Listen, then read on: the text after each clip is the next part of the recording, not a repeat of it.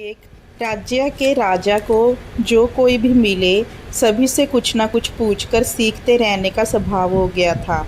उसके इस स्वभाव के कारण ही उसने काफ़ी कम उम्र में बहुत ही ज़्यादा अनुभव ग्रहण कर लिया था। सीखते रहने की इस प्रवृत्ति के कारण वह हमेशा किसी न किसी से कुछ न कुछ पूछता रहता था। एक बार राजा राज्य भ्रमण के लिए वेश बदलकर अपने महल से बाहर निकला ही था कि उसे महल के बाहर ही एक वृद्ध किसान मिल गया। किसान के बाल पाक गए थे, लेकिन शरीर में अभी भी जवानों जैसी चेतना विद्यमान थी।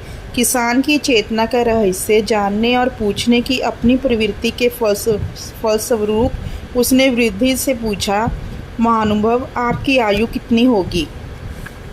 वृद्ध ने राजा को मुस्कान भरी दृष्टि से देखा और बोला, कुल 4 वर्ष। राजा किसान की बात सुनकर मुस्कुरा दिया। राजा ने सोचा वृद्ध शायद मजाक कर रहा है, इसलिए राजा ने दोबारा किसान से वही सवाल पूछा, लेकिन इस बार भी किसान ने वही जवाब दिया। किसान का जवाब सुनकर राजा क्रोध से भर गया।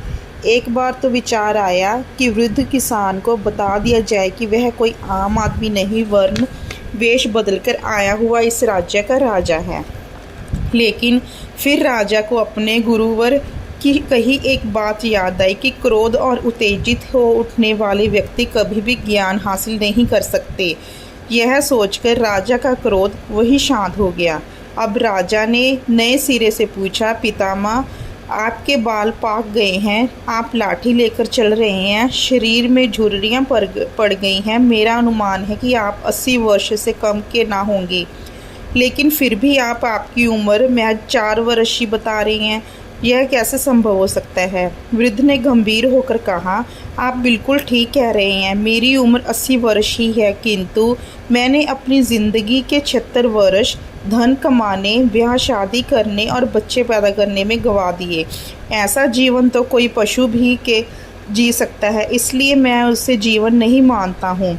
यह बात मुझे 4 वर्ष पहले समझ आई और मैंने अपना जीवन ईश्वर उपासना, जप तप, करुणा और सेवा में लगा दिया है, इसलिए मैं अपने आप को महज 4 वर्ष का ही मानता हूँ।